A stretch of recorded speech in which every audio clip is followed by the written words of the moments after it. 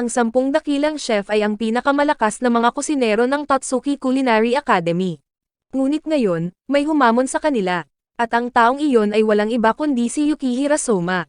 Habang ang lahat ay walang interes, biglang binigyan ni Kuga Senpai si Soma ng pagkakataon. Sabi niya, kung kayang talunin ni Soma ako sa anumang aspeto, tatanggapin ng Aikuga ang hamon. At syempre, hindi ang taas ang issue. Habang papalapit na ang Moon Viewing Festival, ito na ang tamang pagkakataon para patunayan ni Soma ang kanyang sarili. Pumunta sina Soma at Megumi sa Hojo upang matuto tungkol sa lutuing Chino. Gayunpaman, ang kalaban ni Soma ay isa sa 8 seeds. Habang si Soma ay nag-iisa, samantala, si Kuga ay may isang buong hukbo ng mga chef. Sila ay mga miyembro ng Sichuan Cuisine Research Society, na sinanay ni Kuga. Nang pumunta sila upang silipin ang grupo ni Kuga, direkta nang inihayag ni Soma na haharapin niya si Kuga sa Moon Viewing Festival. Pero walang interes si Kuga. Agad siyang nagtipon ng 10 miyembro. Ang kanilang mga kasanayan at bilis ay labis na pinino. Sa loob ng napakaikling panahon, natapos nila ang sobrang maanghang na mapo tofu. Ang putaheng ito rin ang pinakamabentang item sa kanilang booth. Ang bilis ng kanilang serbisyo ay napaka-propesyonal. Nang matikman ni Soma ang ulam, labis siyang nagulat. Naramdaman niya ang matinding anghang na naglalaman ng lahat ng 5 lasa. Ang ulam ay ganap na sumasalamin sa diwa ng lutuing Sichuan. Lahat ng 10 serving ay pare-pareho ang lasa. Umaasa sa dekalidad na Sichuan cuisine, pinakinabangan din ni Kuga ang kanyang mahusay na sinanay na grupo ng mga chef. Nagtayo siya ng isang hindi matibag na kulinaryong kuta. Ito ang dahilan kung bakit naging isa si Kuga sa 10 dakilang chef. Gayunpaman, hindi kailanman nakaranas ng takot si Soma. Natagpuan niyang napaka-exciting ng laban na ito. Kahit na matapang na hinamon ni Soma si Kuga, hindi pa rin siya nakakapili ng tiyak na putahe. Ang reputasyon ni Kuga ay higit na mataas kaysa kay Soma. Ang kanyang booth ay umaakit ng napakaraming tao tuwing taon. Sa mga sandaling iyon, may isang junior mula sa journalism club na lumitaw. Nangako siyang i-promote ang booth ni Soma. Gusto niyang tulungan si Soma na maging sikat at makaakit ng mga customer. Samantala, tinawag ni Senior Ashiki ang lahat sa dormitoryo ng Polar Star. Nagmungkahi siya na magbukas ng isang pinagsamang booth upang palakasin ang pagkakaisa. Gayunpaman, tumanggi si Soma. Determinado siyang harapin si Kuga ng harapan.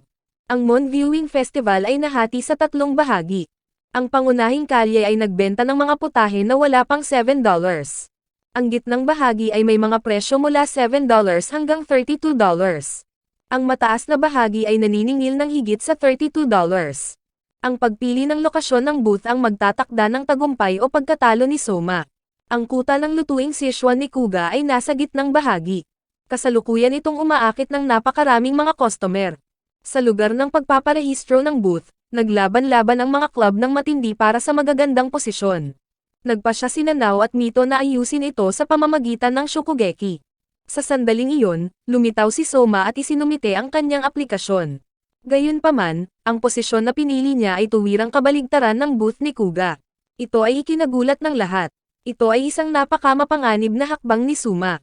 Binalaan ni Erina si Suma na kung mabibigo ang kanyang negosyo, siya ay paaalisin sa akademya. Gayunpaman, naglathala ang journalism club ng mga artikulo na sumusuporta kay Suma. Kabaligtaran ng kumpiyansa ni Kuga, wala pa ring ideya si Suma kung anong putahe ang ibebenta. Ang agwat sa pagitan ng dalawa ay napakalaki. Sa puntong ito, hindi na kayang tulungan ni Mito si Soma. Kailangang mag-focus siya sa sarili niyang club. Natalo niya si Nao at nakakuha ng pwesto sa pangunahing kalye. Samantala, dahil masyadong huli na nagparehistro si Alice, napilitan siyang makilahok sa isang shokugeki para makakuha ng booth. Biglang dumating si Suma, inanyayahan niya ang lahat na tikman ang kanyang mapo tofu. Bagaman wala ng oras si Erina para tumanggi, umayag si Hisako na maging katulong ni Suma. Sa huli, mabilis na natapos ang mapo tofu sa estilo ni Yukihira. Napagtanto ni Erina na kulang ang ulam sa natatanging maatlasa ng Sichuan cuisine at tumutukoy ito sa nag-aapoy na init ng mga sili. Samantala, ang ma-flavor ay tumutukoy sa pangangaligamgam na sensasyon. Ang pinaka-pinagsamang lasa ay ang Sichuan style man ni Kuga. Ang anghang ay nagpapasigla sa mga panlasa at naglalabas ng mga kemikal na nagdudulot ng kasiyahan sa utak. Ang ulam ay nagdadala ng matinding kasiyahan sa kumakain. At iyon mismo ang dahilan kung bakit si Kuga ay maaaring makasama sa 10 pinakamahusay na chef. Sa sandaling ito, tinanggihan ni Megumi ang mga imbitasyon mula sa ibang mga club. Gusto niyang tulungan si Suma sa pagsasaliksik ng lutuing Chino. Nang tanungin si Megumi tungkol sa kanyang dahilan, siya ay naguluhan at nahiya. Pagkatapos noon, nagsimula ang dalawa na mag-eksperimento at lumikha ng mga bagong putahe. Samantala, pumunta sina Alice at Ryo sa Hayama upang magbahagi ng isang booth. Matagumpay na napapayag ni Alice si Jun, na nagpilit kay Hayama na tumanggap. Sa kabila ng kanyang hindi kasiyahan, nagpatuloy si Suma sa pag-eeksperimento sa sobrang maanghang na mapo tofu. Tinikman ito ni Megumi at nahanap itong labis na maanghang. Agad na naging maliwanag na pula ang kanyang mga labi. Parang ang buong katawan niya ay nag-aapoy. Gayunpaman, sa kabila ng lahat, sa tingin niya ay masarap ito. Gayunpaman, hindi pa rin tumigil si Suma sa pag-eeksperimento. Sa panahong ito, ang lahat ng mga club sa paaralan ay nagmamadali upang ihanda ang kanilang mga booth para sa mga bisita. Gayunpaman, nang tumingin sila kay Senior Ashiki, lahat ay nakaramdam na may kakaiba. Nagsuot siya ng minimal na kasuotan upang makuha ang atensyon. Nagbukas din ng booth sina Takumi at ang nakababatang kapatid na si Isami sa pangunahing kalye. Ang dalawang magkapatid ay determinado na makuha ang unang pwesto sa lugar na iyon. Sa gitnang bahagi, ang Kuga Sichuan Cuisine Research Society ay nagtayo ng kanilang kuta. Bagaman nakakapagod ang trabaho, labis na masigasig ang mga miyembro ng lipunan. Sa imbakan ng mga sangkap na Chino, natuklasan ni Suma ang isang oven. Nagpasya siyang gamitin ito upang maghanda ng isang lihim na putahe upang makipagkompetensya laban kay Kuga, ang ikawalo na upuan. Sa sandaling iyon, inihayag ng punong guro ang opisyal na pagsisimula ng pista. Bigla, isang malaking tao ang mabilis na dumagsa mula sa pangunahing kalye. Ang malalaking booth ni Kuga sa gitnang bahagi ay natapos sa tamang oras. Sa kasalukuyan, ang mga booth ng 10 dakilang chef ay puno ng mga customer. Pinipilit ng restaurant ni Kuga ang mga bisita na pumila sa mahahabang pila para matikman ito. Sa kabaligtaran, halos walang laman ang booth ni Suma na nagbebenta ng mga itim na paminta na bun. Ang koponan ng mga chef ni Kuga ay naghahain ng mga putahe ng napakabilis. Pinagsama niya ang pagkain sa napakaanghang na lasa, na nakakaakit sa mga customer at nagiging dahilan upang bumalik-balik sila. Sa pagtatapos ng unang araw, nakabenta lamang si Suma ng kaunting bilang ng mga puto na may paminta. Samantala, ang kita ni Kuga ay tumaas ng husto. Ang agwat sa pagitan nila ay ngayon napakalaki na. Araw ng resulta sa pangunahing kalye, ang Joe Club ay pumangalawa sa 3 nangunguna. Pangalawang pwesto ay napunta sa Skewer Lovers Society. Unang pwesto ang booth ni Aladdin na pinapatakbo ng Takumi Brothers. Sa gitnang bahagi, si Kuga ang nanguna sa kita. Isinagawa rin ang isang listahan ng mga booth na nalulugi, at kabilang dito ang grupo ni Suma. Kung hindi bumuti ang sitwasyon sa ikalimang araw, lahat sila ay palalayasin mula sa akademya. Gayunpaman, hindi nag-aalala si Suma. Inanyayahan niya ang lahat na kumain ng mga black pepper buns upang maiwasan ang pag-aaksaya at makakuha ng feedback. Bigla, lumabas ang mga ranggo ng high-end area at nalaman na ang unang upuan na si Aishi ay pang-5 lamang ang ranggo. Noong gabing iyon, sinuri ni Megumi ang mga sangkap at natuklasan niyang halos nauubos na ang supply ng karne. Nakita niya nang hindi sinasadya si Suma na lihim na ibinibigay ang susi ng kanilang diner sa ibang tao. Kinabukasan, gumamit ng agresibong mga taktika sa promosyon ang booth ng dormitoryo ng Polar Star. Gusto nilang makaakit ng mga customer at nakamit nila ang nakakagulat na resulta.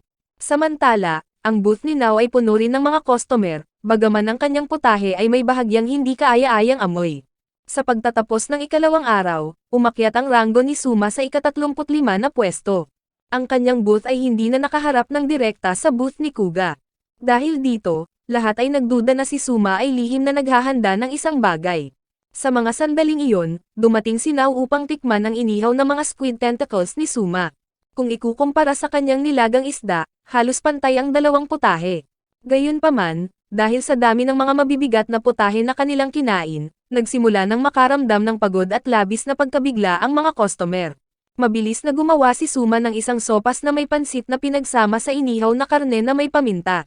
Dahil sa putaheng ito, malaki ang pagtaas ng kita ng booth ni Suma. Sa ikalawang araw, pinangalanan ni Suma itong Yukihira Noodles. Ang booth ni Suma ay unti-unting naging mas kilala. Gayunpaman, hindi pa rin ito makukumpara sa kay Kuga. Dumaan din si Nazuki at Raiko sa booth ni Suma. Sa tapat nila ay nandoon pa rin ang restaurant ni Kuga. Bagaman hindi na nalulugi si Suma tulad noong unang araw, siya pa rin ay nasa kawalan ng bentahe. Patuloy na pinangunahan ni Kuga ang gitnang bahagi gamit ang kanyang lutong Chino. Upang maghanda para sa ika-4 na araw, nakumpleto ni Suma ang isang bagong lihim na putahe. Tumulong din ang leader ng kalye na si Tom Aida na mag-install ng mas maraming mesa at upuan para makapaglingkod sa mga customer. Talagang masarap ang mapo tofu ni Kuga. Ngunit ang napakaraming bilang ng mga customer ay nagdulot ng labis na pagdagsa sa kanyang restaurant. Kailangang maghintay ng matagal ng mga customer, at kapag natapos na silang kumain, pinapaalis na sila agad. Napansin ni Suma ang kahinaan na ito. Pinabuti niya ang kanyang mga noodles sa pamamagitan ng pagdagdag ng mga meatball sa loob. Naglabas ng malakas na amoy ang mga meatball. Ang mayamang sabaw na pinagsama sa mga pansit ay lumikha ng isang mainit na pakiramdam. Ang lasa ay kumalat sa buong katawan. Sa huli, pinangalanan ni Suma ang putahe na Yukihira Noodles Improved Version No. 2. Agad na dumagsa ang mga gutom na customer sa booth ni Suma. Napagtanto ni Kuga na ang mga pansit na ito ay kahawig ng Lion's Head Noodles ng Taiwan. Mula noon, naging tunay na banta si Suma sa kuta ni Kuga. Agad na bumagsak sa estado ng sobrang pagload ang booth ni Suma. Nang mga sandaling iyon, lumitaw si Sub-Aro. Siya ang nakatanggap ng susi ng diner mula kay Suma noong nakaraang gabi. Halos perpekto ang pagkakakopya ni Sub-Aro sa mga kasanayan ni Suma. Ito ay nag-iwan sa lahat na nagulat. Sa pagkakaroon ng dalawang Suma na nagtatrabaho ng sabay, matagumpay nilang nahawakan ang napakaraming bilang ng mga customer. Samantala, ang maingat na serbisyo ni Megumi ay labis na nakapagpasaya sa mga customer. Dumating din ang lokal na samahan ng pananaliksik sa lutong bayan upang tumulong sa pagdekorasyon ng booth gamit ang mga parol. Habang patuloy na dumadami ang mga customer, hindi na makahabol si Megumi sa paghahanda ng mga black pepper bun. Sa sandaling iyon, lumitaw si Mito upang tumulong. Dumating din sina Takumi at Isami para suportahan sila. Mabilis na nahabol ni Takumi ang mga kasanayan ni Suma at Sub-Aro. Isang oras bago ipahayag ang mga resulta ng ika-4 na araw, ang buong grupo ay nagmadali. Sa huli, ang booth ni Suma ay nalampasan ang booth ni Kuga ng 40 upang makuha ang unang pwesto sa pang-araw-araw na kita. Gayunpaman, ang kabuoang kita pagkatapos ng 4 na araw ay pabor pa rin kay Kuga. Katapusan ng resulta ng ika-5 araw, Central Area, si Kuga ang nanguna. Pangalawa si Suma, Main Avenue, ang Takumi Brothers ang nanguna. Pangalawa si Mito, si Hayama at Alice ay pumangatlo. Naalala ni Kuga ang nakaraang taon nang hinamon din niya ang 10 magagaling na chef at natalo siya kay First Seed Ashi. Sa mga sandaling iyon, inimbitahan ni Rindo sina Suma at Megumi na bisitahin ang mataas na antas na lugar. Nagpareserba siya ng mesa sa restaurant ni Aishi. Bagaman nag-aalala si Megumi tungkol sa mataas na presyo, lahat ay nakaramdam ng kapanatagan dahil sila ay naanyayahan sa mataas na antas na lugar. Ang mga nangungunang kumikita ay sina Momo, Erina at Tsukasa. Ayon sa pagkakasunod, ang restaurant ni Aishi ay may 3 mesa lamang kaya hindi ito makapag-una sa kita. Ito ay dahil hinahangad niya ang ganap na kasakdalan at wala siyang pinapayagang ibang tao sa kusina. Sa isang kagat lang, agad na nahulog ang lahat sa lasa. Ang mga putahe ay inihanda na parang isang kumpletong simponya. Iyon ang dahilan kung bakit kilala si Aishi bilang ang puting kabalyero. Napagtanto ni Soma na ang mga karaniwang chef ay nagmamalasakit sa mga reaksyon ng mga kumakain, ngunit si Aishi ay nagluto ng may ganap na kumpiyansa. Ito ay dahil ang kanyang antas ay ganap na naiiba. Samantala, sa restaurant ni Erina, biglang may lumitaw na isang lalaking nakasuot ng itim na suit. Siya ang ama ni Erina. Ang lalaking ito ay tinatawag na Azami Nakiri. Malakas niyang pinagsalitaan ng masama ang mga kumakain kahit na sila ay mga sponsor ng Totsuki. Si Azami, na minsang pinalayas, ay naniwala na tanging mga perpektong putahe lamang ang karapat-dapat ihain. Ayon kay Azami, ang pagkain na hindi masarap ay wala ng silbi kundi basura. Sa harap ng kanyang ama, nanginginig si Erina at nag-atubiling patuloy na naghatid ng mga putahe kahit na ayaw niyang ihatid ang mga ito. Sa mga sandaling iyon, dumating si Suma. Kumilos siyang napaka-natural at nagplano pang umupo at kumain kasama si Azami, na nagpagalit sa kanya at agad siyang umalis. Ngunit sa pagdampot niya sa pinto upang umalis, biglang lumitaw si punong guro Senzimon at humarang sa daraanan ni Azami. Idineklara niya na ipinagbabawal si Azami na maglagay ng paa sa lugar na ito. Walang takot na hinarap ni Azami ang punong guro dahil magkaiba ang kanilang mga ideolohiya. Si Senzimon ay naniniwala sa pagiging malikhain at lutong bahay habang si Azami ay kinikilala lamang ang ganap na perpeksyon ng gourmet. Itinuturing niya ang lahat ng hindi perpektong putahe bilang basura. Hindi nagtagal, si Senzimon ay pinatalsik ng kanyang sariling manugang. Nakuha ni Azami ang 6 na boto mula sa 10 dakilang chef. Naging bagong punong guro siya ng Tatsuki Academy. Ngayon, siya ay may ganap na kapangyarihan sa ibang lugar. Nagkataon na muling nagkita sina Chef Joichiro Yukihira at Senzimon. Pareho silang nagulat nang malaman na magiging bagong punong guro si Azami. Kasabay nito, tinanggal ni Azami si Arato mula sa kanyang posisyon bilang katulong, dahil nais ni Azami na kontrolin si Erina na tulad ng dati, at hindi talaga nakapalag si Erina. Nang bumalik si Soma sa kanyang kwarto, nakatagpo siya kay Senzimon, na labis niyang ikinagulat. Ipinahayag ni Senzimon na siya mismo ang nagmungkahi kay Joichiro na ipasok si Suma sa Tatsuki. Ang dalawa ay lumabas upang mag-usap. Sinabi ni Senzimon na si Erina dati ay isang masayahing batang babae na madalas ngumiti. Pero pagkatapos umalis si Alice sa ibang bansa para mag-aral, pinilit ni Azami si Erina na maging godtang. Kailangan niyang patuloy na tikman ang mga putahe at anumang putahe na hindi perpekto ay itinapon, kahit na ayaw niya. Sa ilalim ng pressure ni Azami, unti-unting naging tao si Erina na nais ni Azami. Nang matuklasan ni Senzimon ang katotohanan, pinalayas niya si Azami mula sa pamilyang Nakiri. Pagkatapos noon, nagpunta si Azami sa ibang bansa at nagtayo ng isang makapangyarihang organisasyon. Gayunpaman, sa pagbabalik na ito, layunin ni Azami na gawing isang tao si Erina na may perpektong walang kapintasan na panlasa. Sa sandaling ito, yumuko si Senzimon at nagmakaawa kay Soma na iligtas ang kanyang apo. Habang nakaupo si Erina mag-isa sa kanyang silid, biglang lumitaw si Alice sa pamagitan ng pag-akyat sa pader. Kasama si Rio, pinangunahan nila si Erina na tumakas mula sa mansyon. Bigla, malakas na bumuhos ang ulan, binasa ang buong grupo. Sa mga sandaling iyon, nakatagpo sila ni Megumi at inimbitahan sila na magpalipas ng ulan sa Polar Star Dormitory. Bumalik din si Soma sa dormitory na basang-basa. Ipinaliwanag ni Arato ang buong sitwasyon. Pumayag silang lahat na manatili si Erina hanggat gusto niya. Upang tanggapin ang kanilang espesyal na bisita, nagdaos ng maliit na salo-salo ang mga miyembro ng dormitoryo. Kahit natahasang pinuna ni Erina ang pagkain, tinanggap ito ng lahat bilang motibasyon para magpatuloy sa pagluluto. Sa katunayan, napakakaunting tao ang maaaring husgahan ng godtang.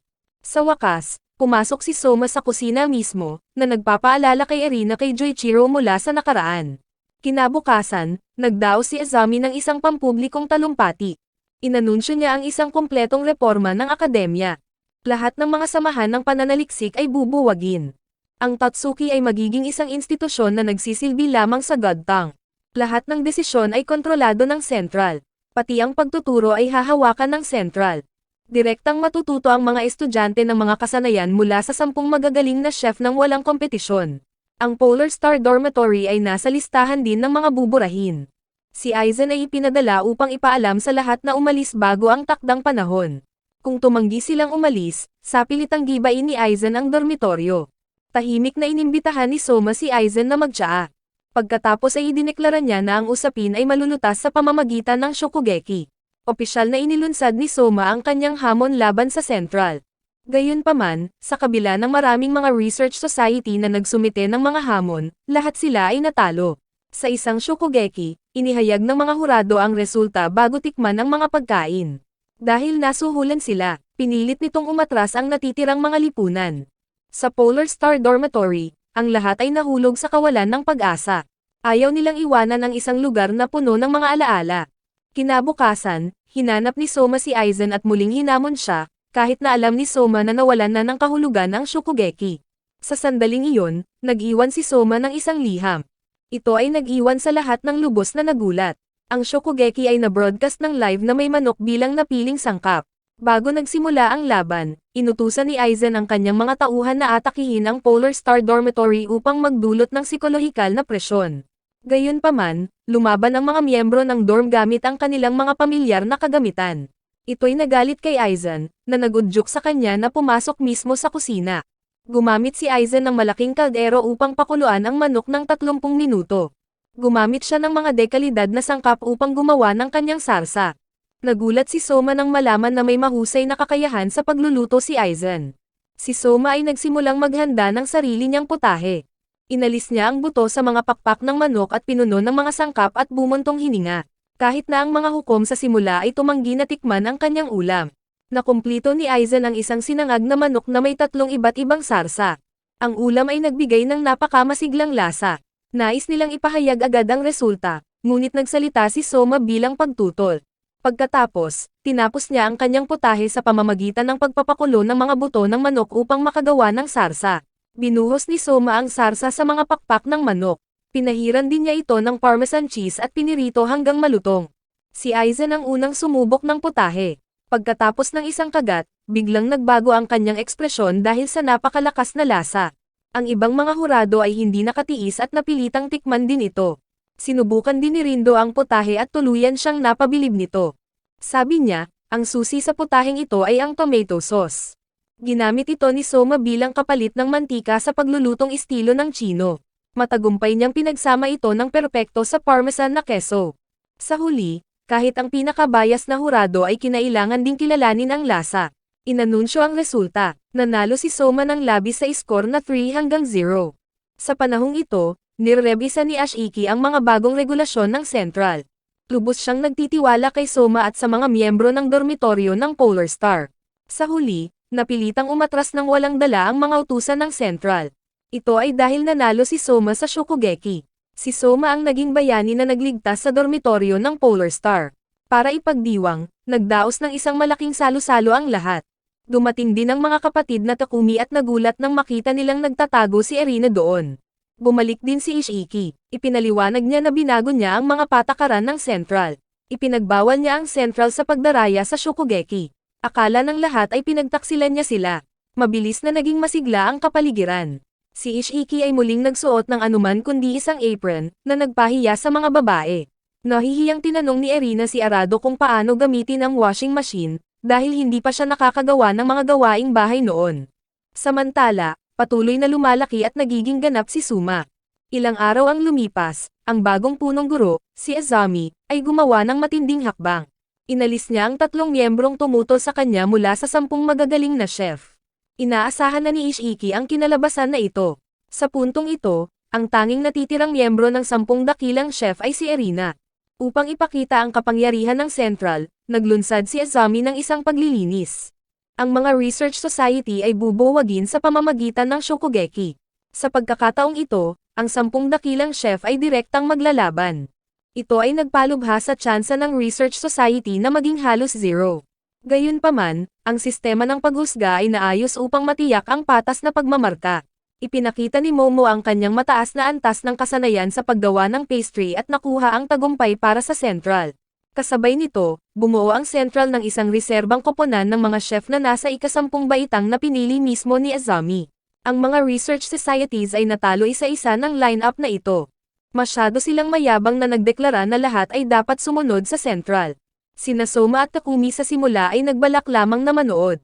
Gayunpaman, sa harap ng ganitong panunukso, hindi na nila napigilan ang kanilang sarili. Isang miyembro ng Central ang nagtangkang maghamon, ngunit hinila siya palayo ng 2 taon na si Kuris. Pinagtawanan siya ng mga estudyanteng nasa unang taon bilang isang taong puro salita lang. Ang susunod na Shokugeki ay tampok sina Alice at Rio. Lumalabas na si Alice ay hindi na mamalaya na naging pinuno siya ng Avant-Garde Cuisine Research Society. Sa laban na ito, makakaharap ni Rio si Kusunoki, isang chef mula sa Central. Sa Arena A at B, madaling natalo ng 10 mahusay na chef ang mga research society. Gayunpaman, sa Arena C, ang laban sa pagitan ni Rio at Kusunoki ay labis na matindi. Gumamit si Kusunoki ng high-end convection oven para magluto ng salmon. Nilagyan niya ng filet ang isda. Pagkatapos, binalot niya ito ng bacon at inihaw sa mababang temperatura na 45 degrees upang mapanatili ang tamis at halumigmig. Ang ulam, na tinawag na confit flam, ay may malambot na tekstura at pinong lasa. Pinagsama rin niya ito sa walang asukal na sorbeteng salmon upang lumikha ng nakakapreskong pakiramdam. Sa kabilang banda, natapos din ni Rio ang kanyang salmon colbert. Ang labas ay binalot sa piniritong itlog habang ang loob ay naglalaman ng kanin at salmon. Ito ay isang pagkaing royal ng Pransya mula sa ika-19 na siglo. Gumamit si Rio ng 2 uri ng bigas at maingat na inangkop ang pampalasa. Nang natikman ito ng mga hurado, parang lumulubog sila sa ilalim ng karagatan. Sa sandaling iyon, hindi makapagpasya ang mga hurado. Agad na ibinulgar ni Kusunoki ang kanyang lihim. Marinahin ang salmon sa olive oil upang mapanatili ang sariwa nito. Kumpiyansa siya na mananalo siya. Gayunpaman, nang natikman ni Kusunoki ang putahe ni Rio, siya ay lubos na kumbinsido. Nagdagdag si Rio ng isang karagdagang patong na gawa sa spinach at harina upang ipakita ang kasaganahan ng isda. Ang pampalasa ng kanin ay pinalakas din ng pulbos na tuyong dahon ng dagat. Tanggap ng buong puso ni Kusunoki ang pagkatalo. Sa huli, ang nagwagi ay si Rio. Bigla, lumitaw si Azami sa eksena. Galit na galit si Alice dahil lahat ng mga sulat na dati niyang ipinadala kay Erina ay winasak ni Azami. Dumating din si Erina. Diretso at walang paligoy-ligoy na ipinahayag ni Alice ang kanyang galit kay Azami. Sinisi rin niya si Erina dahil hindi nito naglakas loob na harapin ang kanyang ama. Sa puntong ito, nagpatuloy ang paghahunt ng Central. Maraming mga samahan ng pananaliksik ang pinawalang bisa. Samantala, dumalo sina Soma at Megumi sa isang espesyal na klase na pinangunahan ni First Seed Aishi. Kailangan ni Aishi ng isang katulong, at nagboluntaryo si Soma para sa papel na iyon. Ang bilis at teknik ni Soma ay nagbigay daan sa kanya na makasabay kay Aishi. Gayunpaman, biglang napagtanto ni Soma na hindi niya sinasadyang tinutulungan ang Central. Inalok ni Aishi si Soma ng posisyon sa Central bilang kanyang katulong. Si Erina at Arado ay aksidenteng narinig ang pag-uusap na ito. Si Megumi ay nahatak din dito. Hinamon ni Aishi si Soma para sa unang pwesto. Kung matatalo si Soma, sasali siya sa Central. Sa pagkakataong ito, ang napiling sangkap ay karne ng usa. Ito rin ay isang pangunahing sangkap sa lutuing Pranses. Pumili si Aishi ng mga tadyang ng usa at inalis ang taba upang hindi matuyo ang karne. Pumili si Soma ng binti ng usa sa halip. Pinagsama niya ito sa sibuyas, bawang, at buto ng cumin. Habang malapit nang matapos ni Aishi ang kanyang ulam gamit ang mababang temperatura na resting, gumamit si Soma ng charcoal grill sa mataas na init upang mapanatili ang mga katas at lumikha ng malutong na balat. Nakumpleto ni Soma ang kanyang pagkain at inanyayahan sina Erina, Megumi, at Arato na maglingkod bilang mga hurado. Ang inihaw na usa ay may mga aroma mula sa mga pampalasa at isang sarsa na gawa sa stock ng usa, kanela, at kahel. Gumamit si Soma ng kape sa halip na kakao upang magdagdag ng lalim sa lasa. Tinikman ito ni Erina at agad na napabilib. Pinagsama ng ulam ang dalawang sarsa, isa ay mayaman at matapang at ang isa naman ay may lasa ng berry upang lumikha ng balanse. Ang pahiwatig ng pulang alak ay nagbigay ng eleganteng pagtatapos sa ulam. Sa huli, idineklara si Aishi bilang nagwagi. Gayunpaman, hindi niya pinilit si Soma na sumali sa Central. Ayon kay Aishi, si Soma ay isang sobrang mapanganib na chef. Tinatanggap ni Soma ang kanyang pagkatalo, ngunit idineklara na patuloy siyang magsusumikap upang malampasan ang unang upuan sa hinaharap. Noong gabing iyon, dumating ang bagong punong guro, si Azami, sa dormitoryo ng Polar Star. Balak niyang dalhin si Erina pabalik kasama niya. Sa ilalim ng kanyang psikolohikal na presyon, halos hindi makapagpigil si Erina. Ang kanyang katawan ay nagsimulang kumilos patungo sa kanya ng kusa. Sa sandaling iyon, lumitaw si Fuyumi at pinigilan si Azami. Nalaman na noong nakaraan, si Azami ay minsang nanirahan sa dormitoryong ito kasama ang ama ni Soma at ang punong Chef Jen. Matapos umalis ng dalawang nakatatanda, kinuha ni Azami ang posisyon ng unang upuan sa Tatsuki Academy. Direktang tinanong ni Soma si Azami kung bakit niya gustong sirain ang lugar na ito. Sumagot si Azami, ang aking idolo ay nadurog sa culinary world na ito. Kaya't lahat ay dapat linisin sa aking mga kamay. Gayunpaman, nang ibunyag ni Soma na siya ang anak ng lalaking iyon, natigilan si Azami sandali. Gayunpaman, ipinilit pa rin niyang ipagpatuloy ang kanyang plano. Kung ano talaga ang nangyari sa ama ni Soma ay nananatiling misteryo. Matapos makuha ni Azami ang buong kontrol ng akademya, agad na nag-anunsyo ang paaralan ng pagsusulit para sa promosyon. Sabi nila na noong nakaraang taon, mahigit kalahati ng mga estudyante ay pinalayas. Ito ay nagdulot ng labis na tensyon sa lahat, dahil sino mang tututol kay Azami ay aalisin. Nang gabing iyon, pumunta si Erina sa silid ni Soma upang pasalamatan siya at ang lahat para sa kanilang tulong. Ipinahayag niya na maraming taon na ang nakalipas, nakilala niya ang ama ni Soma nang magluto ito para kay Senzimon. Noong panahong iyon, sobrang gutom ni Erina kaya hindi siya makaalis. Inanyayahan siya ni Joichiro na tikman ang kanyang nilutong pagkain. Ito ay isang lasa na ganap na naiiba mula sa mundong puno ng paghatol na kanyang kinalakihan. Hanggang ngayon, hindi pa rin makalimutan ni Erina ang lasa na iyon. Pagkatapos marinig ito, nagpa siya si Soma na pumasok sa kusina at magluto para kay Erina. Nag-alala si Hisako nang hindi niya makita si Erina. Samantala, narinig ni Megumi ang tawanan mula sa kusina at inisip niyang may ginagawa si Soma na delikado. Ngunit sa katotohanan, si Soma ay nagluluto lamang ng isang napaka-ordinaryong putahe. Gusto niyang aminin ni Irina na masarap ang kanyang nilutong pagkain. Isang mainit na mangkok ng sinangag na may itlog ang mabilis na inihain.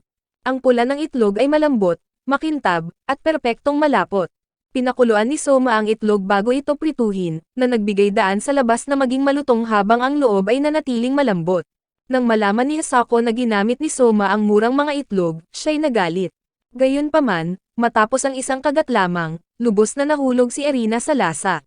Ang mainit na kanin na pinagsama sa natutunaw na pula ng itlog, toyo, suka ng bigas, at sarsa ng banito ay lumikha ng malalim at mayamang umami. Ipinaliwanag ni Soma na pinili niya ang mga ordinaryong itlog dahil ang mga premium na itlog ay magpapalakas sa lasa ng kanin. Sa sandaling iyon, nakita ni Irina ang imahe ni Joichiro na nakalarawan kay Soma. Kumuha siya ng malaking kutsarang kanin. Ang lasa ay kapareho ng alaala mula sa mga nakaraang taon, na nagdulot ng luha sa kanyang mga mata. Di nagtagal, hiniling ni Irina kay Soma na ipunan ang lahat ng miyembro ng Polar Star Dormitory sa harap ng lahat. Pinasalamatan niya sila sa pag-aalaga sa kanya at sa pagpapahintulot na maranasan ang saya ng pagkakaibigan. Bilang pasasalamat, nagpa siya si Irina na gamitin ang kanyang godtang upang matulungan ang lahat na pumasa sa pagsusulit para sa promosyon. Pumasok si Irina sa papel ng isang mahigpit na guro. Ang mga sumunod na araw ay naging sunod-sunod na serye ng masusing pagsasanay. Sinaliksik niya ang lahat mula sa pananaliksik ng mga sangkap hanggang sa mga teknik sa pagluluto. Kahit ang mga patatas ay may higit sa 50 iba't ibang uri. Sino mang bumisita kay Soma ay nadadala rin sa pagsasanay. Ilang araw ang lumipas, dinala ang mga estudyanteng nasa unang taon sa Hokkaido upang lumahok sa pagsusulit. Inanunsyo ng mga hurado na ang pangunahing sangkap ay salmon. Ang oras ng pagluluto ay magtatapos sa paglubog ng araw. Ito ay isang partikular na mahirap na hamon dahil wala sa panahon ang salmon, na nangangahulugang mababa ang kalidad nito. Ang grupo ni Soma ay binigyan pa ng salmon na pagod na matapos mangitlog. Kung hindi umabot sa pamantayan ang kanilang putahe, sila ay paaalisin sa akademya. Gayunpaman, nanatiling kalmado ang grupo ni Soma. Ginugol nila ang kanilang oras sa paghahanap ng Tokushirazu salmon, ang pinakamasarap na uri. Ginamit ni Alice ang mga teknik sa malamig na pag-iimbak sa laboratorio upang mapanatili ang kasariwaan. Sa huling 30 minuto, inihaw nila ang salmon sa uling at tinapos ang putahe. Ang hukom ay namangha sa lasa sa sandaling natikman niya ito. Ang laman ay malambot, ang taba ay mayaman, at ang lasa ay napakalinaw. Idineklara niya na pumasa ang grupo ni Soma sa round. Gayunpaman, sinabi ni Irina na maaga pa para magdiwang. Lahat ay sumakay sa isang marangyang tren upang maghanda para sa susunod na pagsusulit sa Hilaga. Sa ilalim ng gabay ni Irina, nagpunta ang grupo upang pasalamatan siya at dalhan siya ng mga regalo. Habang nag-uusap sina Soma at Irina, biglang lumiwanag ang kalangitan ng mga bituin. Sabi ni Soma nang walang pakialam, ang mga bituin ay parang salmon roe. Tahimik na tumingin lamang si Irina sa kanya. Kinabukasan, huminto ang tren sa isang pag-aari sa bundok. Ang tema ng susunod na pagsusulit ay noodles, isang espesyalidad ng Hokkaido. Tanging mga pangunahing sangkap lamang ang ibinigay. Ang natitira ay kailangang hanapin ng mga estudyante mismo. Ang oras ng pagluluto ay 3 oras. Ang mga estudyante ay hinati sa 4 na zone. Ang grupo ni Soma ay naitalaga sa Zone D. Sadyang binawasan ng mga hurado ang mga sangkap na magagamit sa Zone D. Wala na silang natirang mga sangkap para lutuin. Pinilit silang lumabas sa napakalamig na panahon upang maghanap ng mga sangkap. Ang malupit na panahon ay nagpasakit sa pagdalaw. Gayunpaman, hindi nawalan ng pag-asa si Soma. Habang ang mga hurado ay nakaupo sa isang mainit na silid na umiinom ng alak, nakatanggap sila ng balita na ang koponan ni Soma ay nakakalap na ng lahat ng mga sangkap sa loob ng napakaikling panahon. Ito ang resulta ng kanilang mahigpit na pagsasanay sa ilalim ng patnubay ni Irina. Hindi nagtagal, isa pang update ang ipinadala. Lahat ng miyembro ng dormitoryo ng Polar Star ay nalampasan na ang mga pagsubok at nagsimula ng magluto ng noodles.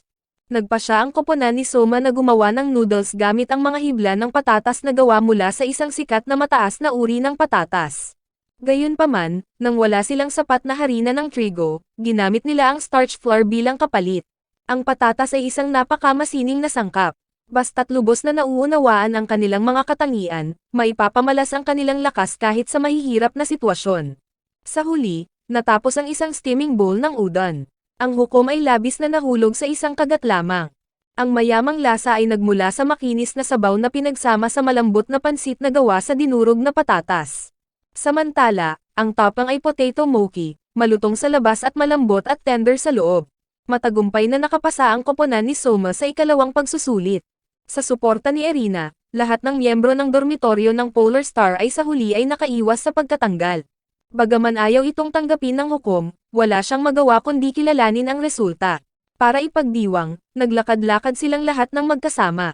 Namili sila at nag-enjoy sa street food sa downtown Hokkaido. Sa gitna ng masiglang tao, biglang nakaramdam si Erina ng isang ganap na bagong sensasyon.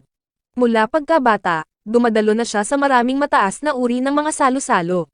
Pero hindi pa siya kailanman nakaramdam ng ganitong kasiyahan dati. Inamin din ni Nakumi na si Erina ay isang tao na labis niyang iginagalang. Pagkatapos niyang sabihin iyon, nahimatay siya sa lugar dahil sa kahihiyan. Pagkatapos ng gabi ng outing, bumalik ang lahat sa istasyon upang maghanda para sa susunod na yugto ng kompetisyon. Sa sandaling iyon, nakatanggap si Erina ng balita na ang grupo ni Hisako ay nahati. Lumabas si Rindo Senpai at inihayag na sa ikatlong pagsusulit, kailangang harapin ni Soma at ng iba pa ang Council of 10 ng direkta. Dahil sa kanilang nerbiyos, hindi nakatulog ang buong grupo noong gabing iyon. Kinabukasan, lahat sila ay may mga bilog sa ilalim ng kanilang mga mata na parang mga panda. Ipinahayag ni Rindo Senpai na ang susunod na kalaban ni Soma ay si Akira. Siya ay isang tao na naging miyembro na ng Council of 10. Hindi alam ni Soma kung paano napapayag ni Azami si Akira. Gayunpaman, para sa kapakanan ng Polar Star Dormitory at ng mga tunay na mahilig sa cuisine, talagang tumanggi siyang matalo. Lumabas si Director Jin upang mapawi ang tensyon sa hangin. Inanunsyo niya na ang tema ng labanan ay karne ng oso at ang sagupaan sa pagitan ni Soma at Akira ay magaganap sa loob ng 3 araw. Hindi pa kailanman nagluto si Soma ng karne ng oso. Ayon sa mga narinig niyang balita, ang karne ng oso ay may matinding amoy at lubhang mahirap hawakan. Sinubukan niyang i-marinate at ipansiring ito, ngunit kapansin-pansin pa rin ang hindi kanais-nais na amoy. Napagtanto ni Soma na upang talunin si Akira, kailangan niyang makahanap ng pampalasa na ganap na makakapawi sa amoy ng karne ng oso. Samantala, si Akira ay sinusuportahan ng isang modernong koponan at makabagong kagamitan. Ngunit hindi niya kailangang umasa sa kanila dahil ang pinakatiwalaan niya ay ang kanyang sariling natatanging halo ng pampalasa. Sa sandaling ito, nang si Soma ay nasa isang dead end, nagkataon siyang makatagpo kay Kuga Senpai. Alam na nasa kagipitan ang kanyang junior, agad na pinahiram ni Kuga si Soma ng kanyang pampalasa. Ni-marinate ni Soma ang karne ng oso at niluto ito bilang isang mainit na palayok na may lemongrass at chrysanthemum greens. Sa puntong ito, ang lasa ng karne ng oso ay lubos na bumuti. Ngunit hindi pa rin ito sapat upang talunin si Akira. Para makahanap ng tamang pampalasa, nagpa siya si Soma na umakyat sa bundok sa malamig na panahon. Sumama sa kanya si Kuga at ang iba pang mga nakatatanda. Habang nag-uusap sila, may snow na nahulog mula sa isang puno sa ulo ni Soma. Ngunit nang tumingin si Soma pataas, biglang pumasok sa isip niya ang isang ideya. Agad na bumalik si Soma at minarinada ang karne ng oso gamit ang mga schisandra berries.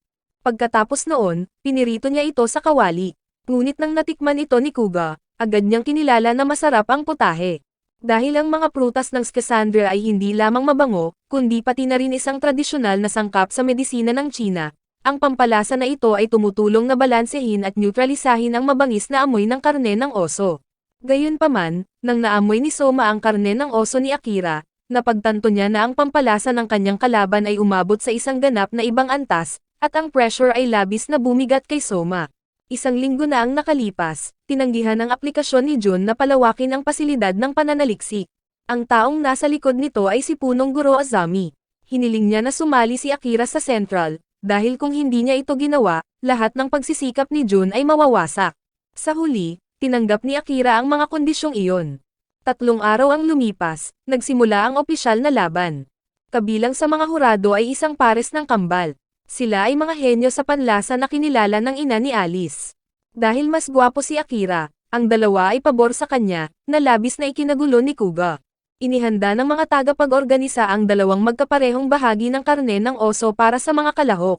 Ngunit nang magsimula ang laban, agad na pinutol ni Akira ang kanyang mga pampalasa. Hinalo niya ang butter at pinainit ang mantika dahil kung mali ang pagprito sa karne ng oso, lalabas ang malakas at hindi kaaya-ayang amoy. Sa pagkakataong ito, Giniling ni Soma ang laman ng balakang, dibdib, at hita, pagkatapos ay minarinada ito ng mga schisandra berries, sibuyas, at asin. Idinagdag din niya ang sabaw na gawa sa mga buto sa halo. Dahil ito ay isang napakamapanganib na hakbang, kung hindi maingat na hahawakan ni Soma ito, magdudulot ito ng malakas na masangsang na amoy sa karne. Samantala, naghanda si Akira ng sarsa na naglalabas ng aroma ng juniper berries, isang sinaunang pampalasa na may bahagyang matamis at bahagyang maanghang na lasa. Kailangan lang nilang tikman ang isang kutsara, at ang mga panlasa ng kambal ay labis na na-stimulate. Natapos ni Soma ang kanyang breaded, piniritong karne ng oso. Hindi lamang nito naalis ang amoy, naglabas din ang putahe ng kaakit-akit na aroma. Pero nang kumagat ang kambal, agad silang nalasap ng lasa. Dahil ang karne malapit sa mga buto ay karaniwang may malakas na amoy, ngunit ang putahe ni Soma ay ganap na malinis sa lasa.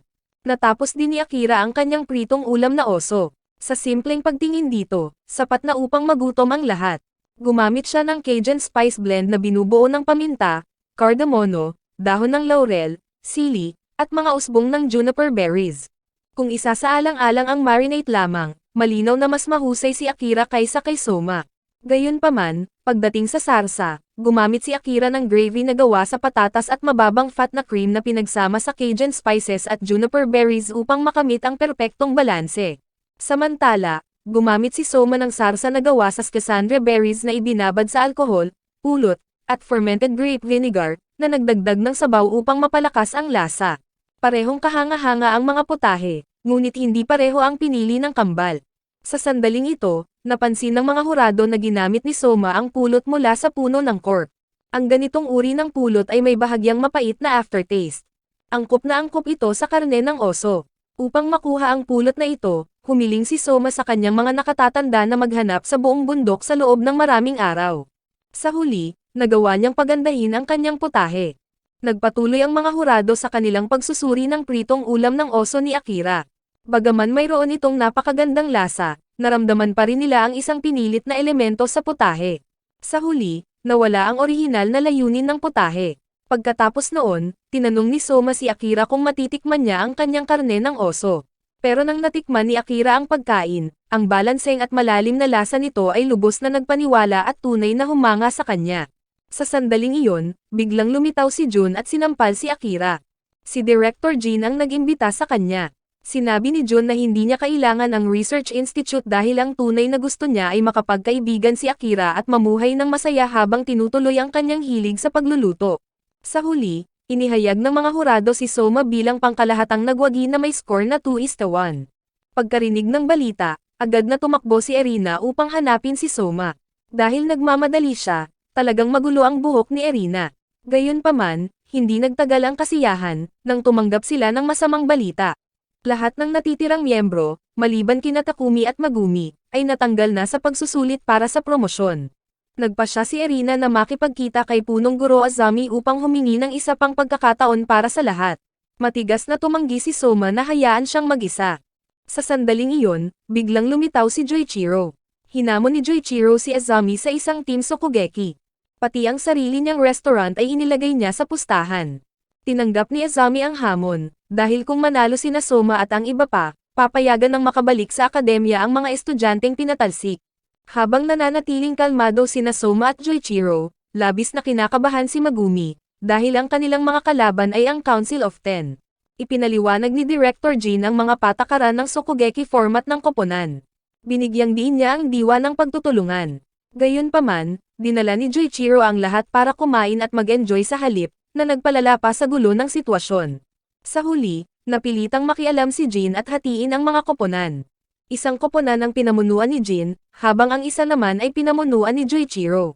Ang dalawang koponan ay may 50 minuto upang tapusin ang Pranses na putahe na Hakis Parmentier. Sila ay nilimitahan sa mga pangunahing sangkap ng inihurnong patatas at giniling na baka. Ang ulam ay hinati sa 3 bahagi. Si Joichiro ang responsable sa panlabas na bahagi na gawa sa mga breadcrumbs.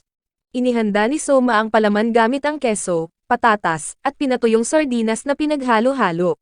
Samantala, si Erina ang humawak sa karne. Pinalitan niya ang giniling na baka ng isang piniritong steak. Nang matapos ang oras, natapos na ng parehong koponan ang kanilang mga putahe. Sa pagkakataong ito, hindi direktang naghatol si Jin, kundi pinatikim niya ang dalawang koponan at pinasabi ang kanilang opinyon sa mga putahe ng isa't isa. Pagkatapos tikman ang mga ito, lahat silang apat ay nakaramdam na mas masarap ang putahe ng kalaban kaysa sa kanila. Dahil parehong magaganda ang mga putahe, bawat isa ay may kanya-kanyang lakas, kaya napakahirap tukuyin kung sino ang panalo. Nag-away pa sila dahil lahat ay naniniwala na mas magaling ang nilutong ng kabilang koponan. Ang tunay na layunin ni Jin ay tulungan ang lahat na maunawaan ang halaga ng pagtutulungan sa pagluluto.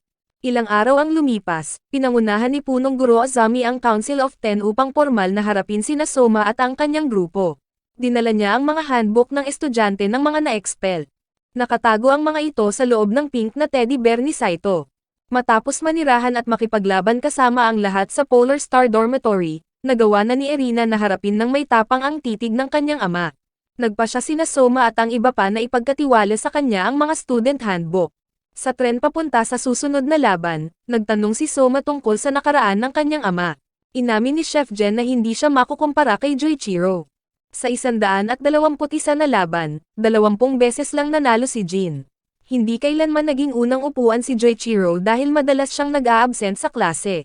Pero nang pareho pa silang mga unang taon na estudyante, si Jin ay nasa ika-6 na pwesto na, habang si Joichiro ay nasa ika-7 pwesto. Iyon ang gininto ang panahon ng dormitoryo ng Polar Star. Noong panahong iyon, si Azami ay isa lamang sa kanilang mga junior. Mahina siya at madalas umiiyak, ngunit walang inaasahan na magiging tao siya ngayon. Agad na lumitaw ang talento ni Joichiro. Naging isang tagapanguna siya. Si Joichiro ay patuloy na nag-imbento at nagtagumpay sa mundo ng pagluluto. Ang kanyang reputasyon ay kumalat sa buong Japan sa pamamagitan ng walang katapusang mga tagumpay at kompetisyon.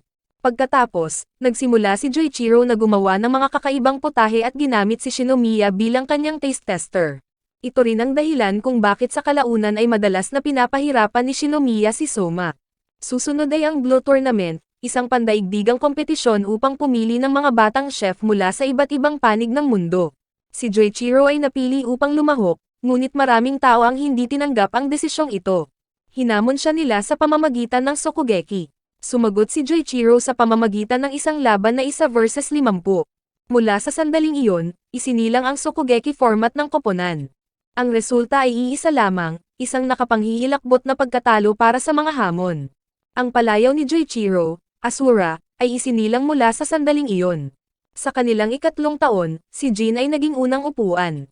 Si Joichiro ang pangalawang upuan, at si Azami ang humawak ng posisyon bilang pangatlong upuan. Samantala, patuloy na nangingibabaw si Joichiro sa mga paligsahan sa pagluluto sa buong mundo ng mag-isa. Gayunpaman, ang paghanap ng mag-isa ng bagong landas sa lutuing ito ay nagdulot sa kanya ng walang katapusang mga sugat. At unti-unti, kahit si Joichiro mismo ay nawalan ng pananaw sa kanyang tunay na layunin. Sa makatuwid, sa bisperas ng Blue Tournament, pinili ni Joichiro na tumakas. Lahat ay nagpanik at hinanap siya sa lahat ng dako. Noong panahong iyon, ang mga kakilakilabot na putahe na nilikha niya ay simpleng paraan lamang upang ilabas ang kanyang mga damdamin. Si Jin ang nakakita kay Joichiro sa Autumn Selection Arena. At iyon din ang huling pagkakataon na tunay na nakaramdam ng saya si Joichiro habang nagluluto. Ngayon, hindi na niya alam kung para saan siya lumalaban. Matagal nang napagtanto ni Jin na hindi si Joichiro ang Asura, ayon sa mga bulong-bulungan. Siya ay isang tao lamang na may napakasensitibong puso. Lumabas si Headmaster Azami at inutusan si Joichiro na umalis. Mula sa sandaling iyon, unti-unting nawala ang pangalang Seibe Joichiro sa mundo ng pagluluto. Habang ikinukwento ni Joichiro ang kanyang nakaraan, nakatulog si Soma dahil sa pagod.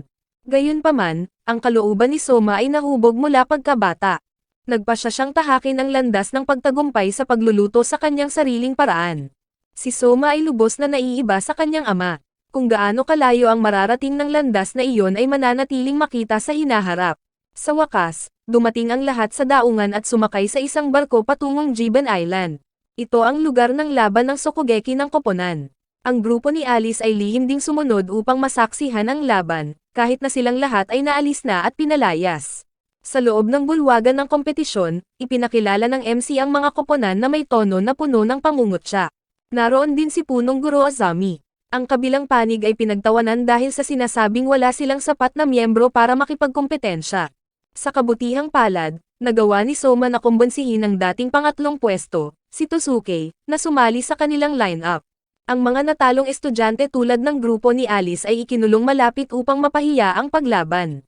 Kahit na nanood lang sila, nadawit pa rin sila. Inanunsyo ang mga laban. Si Tsuki laban sa bagong ikalimang pwesto, si Soko. Si Ashiki laban sa bagong ikawalong upuan, si Julie. Si Soma laban sa ika-6 na upuan, si Nene. Ang pamilya ni Nene ay kilala sa tradisyonal na lutong bahay, lalo na sa soba, na nagmula pa noong panahon ng Edo. Bilang ika-6 na upuan ng Council of 10, hindi mapag-aalinlanganan ang lakas ni Nene. Ang mga sangkap ng kompetisyon ay napagpasyahan sa pamamagitan ng random draw. Muling nakuha ni Soma ang tema ng soba. Ito ay tiyak na espesyalidad ni Nene, na nag-iwan sa lahat ng mga tao na nagulat. Samantala, ang sangkap ni Ashiki ay ang igat. Opisyal nang nagsimula ang Sokugeki ng koponan. Ang oras ay 2 oras. Ang koponang manalo ng 2 laban ay magwawagi sa kabuuan. Pinaghalo ni Nene ang masa gamit ang napakahusay na teknik na parang isang tunay na artisan. Sa sandaling ito, unti-unting nagdikit ng perpekto ang mga butil ng harina na kanyang inihanda para sa proseso ng paggawa ng noodles.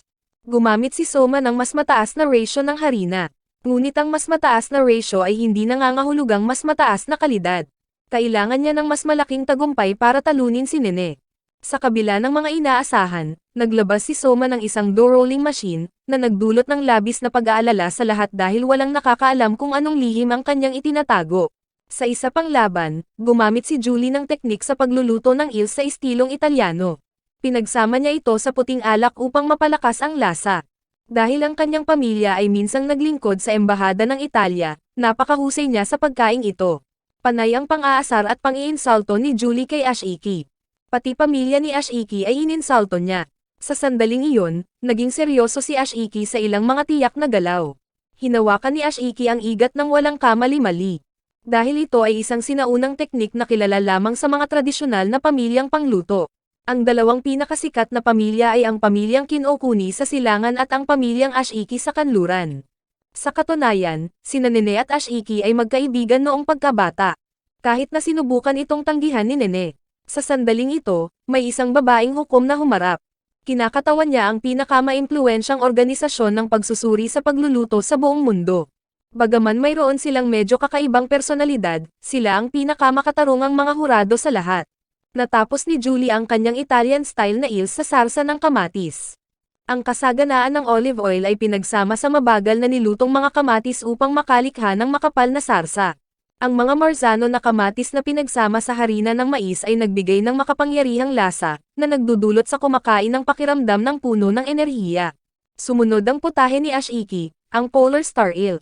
Gumamit siya ng mga sangkap mula sa dormitoryo ng Polar Star. Pero nang natikman nila ito, tila lubos na nahulog ang mga hurado sa lasa. Lahat ay parang napapaligiran ng isang grupo ng mga igat. Inihaw ni Ashiki ang igat sa mga skewer. Ito ay nagbigay ng mabangong amoy at malutong na ibabaw habang pinanatili ang tamis sa loob. Ang atay ng igat ay ginisa sa bawang sa olive oil upang gawing sopas. Pinagsama niya ito sa signature queso ng Polar Star. Lumikha si Ashiki ng isang tradisyonal na putahe na may nakamamanghang epekto. Sa huli, ang tagumpay ay napunta kay Ashiki. Bilang kinatawan ng anti-central na paksyon, binati siya ni Nene. Inamin din niya na palaging itinatago ni Ashiki ang kanyang tunay na lakas mula pagkabata. Gusto niyang hamunin siya sa susunod na round, pero sumagot si Ashiki na hindi pa rin niya kayang talunin si Soma. Si Nene ay tapos na sa kanyang soba na putahe. Sa sandaling ito, ang makintab na noodles ay nagpakita ng antas ng ika-6 na upuan. Dahil mula pagkabata, si Nene ang nagdala ng responsibilidad ng kanyang pamilya. Palagi siyang namuhay ng may pag-iingat at halos wala siyang childhood. Sa pagkakataong ito, ang magaan ngunit mabangong sarsa ng tuna ay hindi mapigilan ng mga hurado sa pagkain. Samantala, ang mga noodles ay makinis at malasotla. Kahit na natapos na, gusto pa rin nila ng higit pa. Ang pinritong hipon ay pinirito sa mataas na temperatura at saka pinalamig. Ito ay nagtanggal ng amoy ng sesame oil habang pinapanatili ang natural na tamis nito. At nang inihain ang huling mangkok ng noodles, parang bumalik ang mga hurado sa kanilang mga araw bilang estudyante. Lahat ay puno ng damdamin at sigasig. Susunod na ang turn ni Soma. Ang kanyang Yukihira style na soba ay iniharap para sa pagsusuri. Lahat ay tumingin sa makakapal at magaspang na noodles. Inisip nila na ito ay magiging kahinaan. Gayunpaman, ang lasa ng mga noodles ay napakamasagana. Ang mga noodles ay pinirito sa kawali hanggang maging malutong. Pinagsama niya ito sa isang makapal at makintab na sabaw. Lumikha si Soma ng isang matapang, ngunit balanseng lasa. Gumamit si Soma ng sanbako flour para gawin ang mga pansit, na nagbigay sa kanila ng matibay at matatag na tekstura.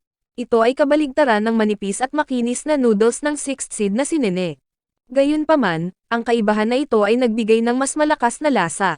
Bukod dito, naghanda si Soma ng espesyal na pampalasa para sa noodles. Mula pagkabata, nasanay na siyang kumain ng instant noodles at napagtanto na ang maliit na pakete ng pampalasa ay naglalaman ng napakalakas na lasa.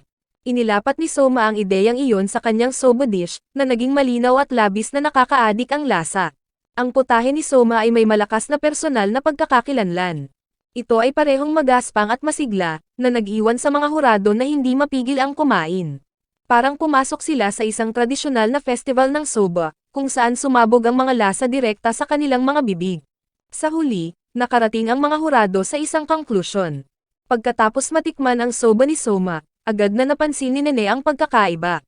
Ang malalim at matinding lasa ng putaheng ito ay higit na nakahihigit sa karaniwang soba. Gumamit si Soma ng mataas na init upang pasiglahin ang mga sangkap. Pinakawalan niya ang aroma at lasa. Samantala, si Nene ay palaging nagsanay upang makagawa ng teknikal na perpektong soba. Ngunit ang kulang sa kanya ay ang pananaw ng kumakain. Si Soma ay naunawaan ito mula pagkabata. At dahil dito, sa labanan na ito, si Soma ang nagwagi. Ang buong grupo ay agad na sumabog sa mga sigaw ng kasiyahan. Nanalo sila, ang Sokugeki ng team na ito. Si Tsuki Senpai, tinalo din ang 5th seed sa score na 1-0. Ang Agos ay ganap na bumaligtad pabor sa paglaban. Marami pang mga laban ang naghihintay sa kanila sa hinaharap. Maraming salamat sa panonood, sana nag-enjoy ka sa anime na ito. Mag-subscribe at pindutin ang notification bell upang updated ka lagi sa mga bagong video na may upload namin. At para makatutok sa higit pang Tagalog anime recap, magkita tayo sa susunod.